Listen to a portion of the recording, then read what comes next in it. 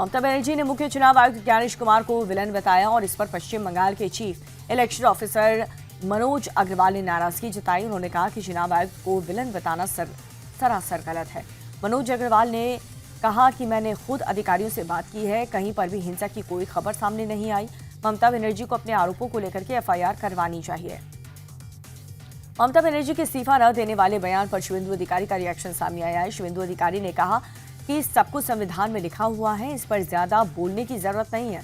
दरअसल ममता ने अपनी हार को अनैतिक बताया और इसीलिए वो इस्तीफा देने से इनकार कर रहे हैं।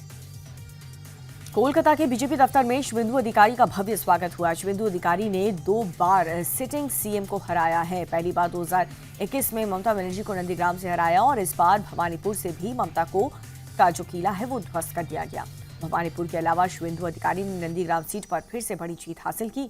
माना यह जा रहा है कि शुभेंदु अधिकारी ही बंगाल के अगले सीएम बनेंगे और इसी के मद्देनजर पार्टी ऑफिस में शुभेंदु अधिकारी का ग्रैंड वेलकम भी हुआ है। बंगाल में एक रात के अंदर बहुत कुछ बदल गया है। कोलकाता में कालीघाट में जिस रास्ते पर ममता बनर्जी का घर पड़ता है वहां के रिमोट रेल गार्ड हटा दिया गया है। इससे स्थानीय लोगों को बहुत बड़ी राहत मिली। फिलहाल सुरक्षा के लिए पुलिस तैनात कर दी गई है, लेकिन लोगों से ज्यादा सवाल जवाब नहीं किए जा रहे। पहले हरीश चटर्जी स्ट्रीट जाने के लिए स्थानीय लोगों को भारी दिक्कतों का सामना करना पड़ता था। अपने ही घर पर जाने के लिए काफी ज्यादा परेशानियों का सामना करना पड़ता था। पश्चिम बंगाल और असम में विधायक दल के नेता के चुनाव के लिए बीजेपी ने पर्यवेक्षक के नाम जारी कर दिए हैं। अमित शाह को बंगाल का पर्यवेक्षक नियुक्त किया गया और वहीं ओडिशा के सीएम मोहन मांझी को बंगाल का सह पर्यवेक्षक बनाया गया है। ये नियुक्ति राज्य के विधायक दल के नेता के चयन और सरकार गठन की प्रक्रिया की निगरानी के लिए की गई है। वहीं जेपी नड्डा असम के पर्यवेक्षक बनाए गए हैं, जबकि राज सिंह सैनी को असम का सह पर्यवेक्षक बनाया गया है। पश्चिम बंगाल में बीजेपी की ऐतिहासिक जीत की गूंज अमेरिका के व्हाइट हाउस में भी सुनाई दी। राष्ट्रपति डोनाल्ड ट्रंप ने पीएम मोदी को शानदार जीत के लिए बधाइयां दी। राष्ट्रपति ट्रंप ने अपने संदेश में प्रधानमंत्री मोदी के नेतृत्व की सराहना करते हुए कहा कि ये जीत जनता के विश्वास और मजबूत नेतृत्व का प्रतीक है। उन्होंने भारत की लोकतांत्रिक प्रक्रिया की भी प्रशंसा की है। बंगाल में बीजेपी की शानदार जीत पर यूपी के सीएम योगी आदित्यनाथ का बयान सामने आया। योगी ने कहा कि ममता बनर्जी और स्टालिन को गुनाहों की सजा मिली है। उन्होंने सनातन का अपमान किया। जनता ने गुंडों को बचाने वाले लोगों का सूपड़ा साफ कर दिया। योगी ने बंगाल की जनता का आभार जताया। योगी ने कहा कि पीएम मोदी के नेतृत्व में सोनार बांग्ला का सपना पूरा होगा। तमिलनाडु में टीवी के चीफ विजय आज गवर्नर से मिलकर के सरकार बनाने का दावा पेश कर सकते हैं। हालांकि विजय खुद 107 विधायकों के हस्ताक्षर वाला पत्र लेकर लोक भवन जाएंगे या फिर कोई प्रतिनिधि जाएगा, ये अभी तय नहीं हुआ है। 234 मेंबर वाली तमिलनाडु असेंबली में बहुमत के लिए टीवीके को अभी 10 विधायकों की जरूरत है। इस बीच सूत्रों के मुताबिक टीवीके को कांग्रेस से समर्थन मिलना पक्का हो चुका है। तमिलनाडु कांग्रेस की संसदीय कमेटी ने राज्य में धर्मनिरपेक्ष सरकार बनाने के लिए टीवीके चीफ विजय को समर्थन देने का फैसला कर लिया और वहीं टीवीके लेफ्ट और पीएमके के साथ भी समर्थन के लिए बातचीत चल रही है।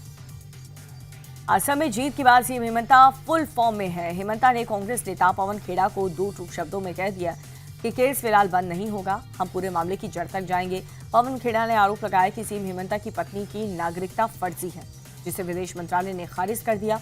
सीएम ने कहा कांग्रेस पूरी तरह से मुसलमानों की पार्टी बन चुकी है, हम कट्टरपंथियों और घुसपैठियों का तबीयत से इलाज करेंगे। बंगाल में ममता को इस्तीफा देना ही होगा।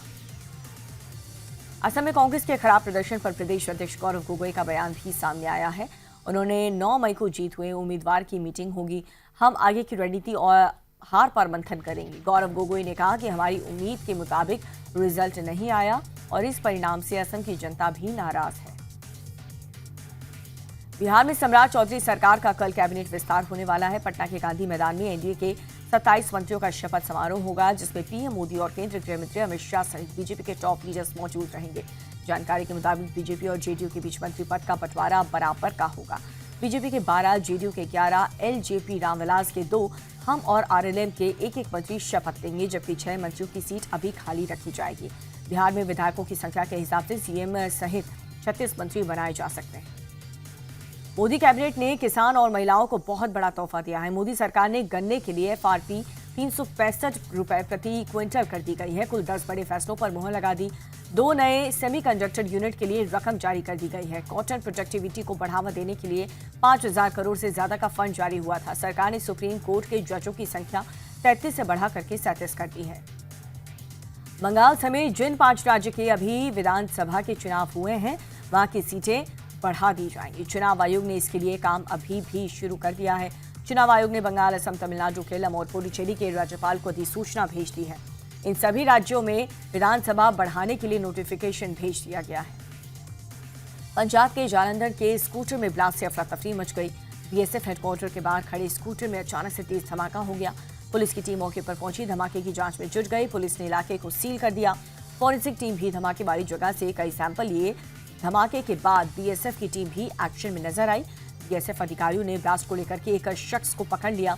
शख्स से की जा रही बातचीत। गुजरात के गांधीनगर में साइबर ठगों पर पुलिस ने शिकंजा कसना शुरू कर दिया है। सीआईडी क्राइम की टीम ने 53 करोड़ रुपए की धोखाधड़ी के शामिल गिरोह का भंडाफोड़ किया। पुलिस की टीम ने आनंद और अहमदाबाद से गिरोह से जुड़े 10 लोगों को गिरफ्तार कर लिया है। पुलिस ने आरोपियों के पास से 11 मोबाइल फोन, 3 चेकबुक, 3 पासबुक और 3 डेबिट कार्ड बरामद किए हैं। म्यूल अकाउंट के जरिए अवैध लेन देन के साथ क्राइम के लिए भी इस्तेमाल करता था ये गिरोह। देश भर में दर्ज 132 साइबर क्राइम के मामले में तकरीबन 53 करोड़ रुपए मूल्य अकाउंट के जरिए भेजे गए हैं। यूपी के बरेली में पाकिस्तान जिंदाबाद के नारे लगाने के मामले में पुलिस ने एक बड़ी कार्रवाई को अंजाम दिया। लड़कों ने क्रिकेट मैच खेलने के बाद से 3 तारीख को बरेली के कैंट इलाके में बाइक और स्कूटर पर घूमते हुए पाकिस्तान जिंदाबाद के नारे लगाए थे। पुलिस ने सीसीटीवी से 14 आरोपियों की पहचान की। हालांकि इनमें से अधिकांश नाबालिग थे, जिसके बाद पुलिस ने चेतावनी देकर घर वालों के हवाले कर दिया। पुलिस ने इस पूरे मामले में स्कूटी और बाइक को सीज कर दिया है। बिहार की राजधानी पटना में पुलिस को एक बड़ी सफलता मिली है। पुलिस ने 50,000 के इनामी अपराधी को गिरफ्तार कर लिया। अपराधी 19 फरवरी 2023 से हत्याकांड के मामले में फरार चल रहा था। पुलिस ने 4 मई को बेउर इलाके में अपराधी को अरेस्ट कर लिया। हत्याकांड को लेकर के पहले ही 21 अभियुक्तों को जेल भेज दिया गया है। पटना के नदी थाना इलाके में जेटुली में 4 लोगों की गोली मारकर हत्या कर दी गई। महाराष्ट्र के पुणे में 50 साल के शख्स ने 9 साल की नाबालिग से दुष्कर्म की कोशिश की। जानकारी के बाद से आरोपी को पकड़ लिया गया। घटना को लेकर के लोगों में काफी ज्यादा नाराजगी देखी जा रही है। इलाके को लोगों ने देर रात तक थाने के बाहर प्रदर्शन किया। पुलिस ने लोगों से शांति बनाए रखने की अपील की है। पुलिस ने मामले को लेकर कार्रवाई करते हुए आरोपी शख्स को गिरफ्तार कर लिया। आरोपी शख्स से पुलिस मामले को लेकर पूछताछ करने में जुटी हुई है। राजस्थान के ब्यावर में दर्दनाक सड़क हादसे में साउथ फिल्मों में दिग्गज निर्माता आरबी चौधरी का निधन हो गया है। ब्यावर पिंडाबारा रोड पर डिसबैलेंस होकर के उनकी गाड़ी पुलिया की दीवार के बीचों बीच से टकरा गई। टक्कर इतनी तेज थी कि गाड़ी के परखच्चे उड़ गए। हादसे के बाद मौके पर अफरा तफरी का माहौल बन गया है। स्थानीय लोगों ने तुरंत घायलों को अस्पताल पहुंचाया, जहां पर डॉक्टर्स ने उन्हें मृत घोषित कर दिया। एमपी के श्योपुर में चाइल्ड ट्रैफिकिंग गिरोह का पुलिस ने भंडाफोड़ किया है। नेशनल हाईवे पर 2 साल की मासूम बच्ची के लावारिस हालत में मिलने पर पुलिस एक्शन में आई। घटना के बाद से पुलिस को बच्चा तस्करी गिरोह का जानकारी मिली। पुलिस सीसीटीवी के जरिए सभी गतिविधियों की बारीकी से जांच कर रही है, गिरोह तक पहुंच रही है। पुलिस ने मामले में एक अस्पताल की नर्स सहित 7 आरोपियों को गिरफ्तार कर लिया है। पुलिस ने आरोपियों से बच्ची खरीदकर हाईवे किनारे छोड़ने वाले दंपति को भी गिरफ्तार कर लिया।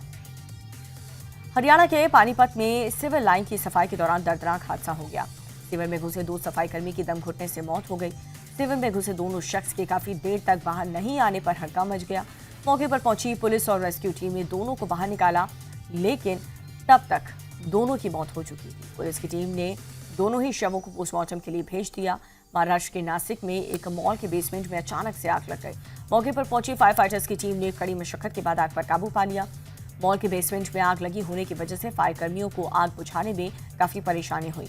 इस दौरान मॉल में चल रहे अस्पताल में मौजूद मरीजों को सुरक्षित रेस्क्यू कर लिया गया। बेसमेंट में मौजूद कई गाड़ियों में आग लग गई। आग से किसी की जान को नुकसान नहीं हुआ है। राजस्थान के बांसवाड़ा में माही नदी में बड़ा हादसा हुआ। नाव पलटने से 2 लापता हैं। नाव पर सवार सभी 11 लोग संगमेश्वर महादेव मंदिर जा रहे थे। नाव हादसे के बाद 9 लोग तैर करके बाहर निकल गए। हादसे में 2 बच्चे लापता हो गए। हादसे के बाद से मौके पर पहुंची पुलिस और गोताखोरों की टीम ने रेस्क्यू अभियान चलाया। अंधेरा होने की वजह से रेस्क्यू रोकना पड़ा। हादसे के बाद से गांव में मातम पसरा हुआ है। अमेरिकी प्रेसिडेंट डोनाल्ड ट्रंप ने ईरान के साथ जंग को मामूली झड़प करार देते हुए ये कहा कि तेहरान समझौता करने के लिए बेकरार। राष्ट्रपति ट्रंप ने यह कहा कि ईरान के पास कोई भी मौका नहीं है और वो इस बात को जानते हैं। राष्ट्रपति ट्रंप ने यह कहा कि ईरान की उनसे समझौते की बात करता है, लेकिन टीवी पर कहता है कि बात नहीं हुई है और ये बात मुझे सबसे ज्यादा नापसंद है। ईरान गेम खेल रहा है, लेकिन ये पक्का है कि वो डील करना चाहता है। अमेरिका में गोलीबारी की घटनाएं थमने का नाम नहीं ले रही हैं। टेक्सास प्रांत के उत्तरी डलास से एक शॉपिंग मॉल के पास हुई फायरिंग में 2 लोगों की मौत हो गई, जबकि 3 लोग घायल हो गए हैं। पुलिस ने करीब 6 किलोमीटर तक पीछा करने के बाद करीब 70 साल के संदिग्ध हमलावर को गिरफ्तार कर लिया। पुलिस के मुताबिक ये अचानक से की गई फायरिंग की घटना नहीं थी। पीड़ित हमलावर से परिचित थे और कारोबारी रंजिश में हमले की आशंका है। आईपीएल 2026 का 49वां मुकाबला आज पंजाब किंग्स और सनराइजर्स हैदराबाद के बीच राजीव गांधी इंटरनेशनल स्टेडियम हैदराबाद में खेला जाएगा। मैच शाम 7:30 बजे शुरू होगा। मौजूदा सीजन की अंक तालिका में सनराइजर्स हैदराबाद तीसरे स्थान पर है, पंजाब किंग्स टॉप पर मौजूद है। हेड टू हेड बात करें तो दोनों टीम्स के बीच अब तक 25 बार भिड़ंत हुई, जिसमें से सनराइजर्स हैदराबाद ने 17 और पंजाब किंग्स 8 बार जीत दर्ज की है। आईपीएल के 48वें मुकाबले में चेन्नई सुपर किंग्स ने दिल्ली कैपिटल्स को 8 विकेट से हरा दिया।